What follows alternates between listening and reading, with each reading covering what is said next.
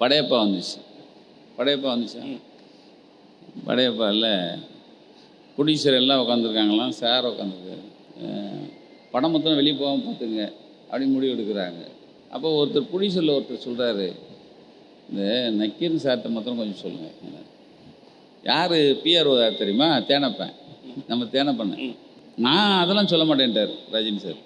நான் கோபால்கிட்ட அதெல்லாம் சொல்ல மாட்டேன், ஆனால் படம் வரக்கூடாது பார்த்துங்க. சரி, எனக்கு இந்த சம்பவம் தெரிஞ்சிச்சு. நாடகம் படம்லாம் ரிலீஸ் பண்ண வேணான்னு பார்த்துட்டேன். திடீர்னு ஒரு வீக்லியில் அட்டைப்படம் வந்துச்சு. ஓகே.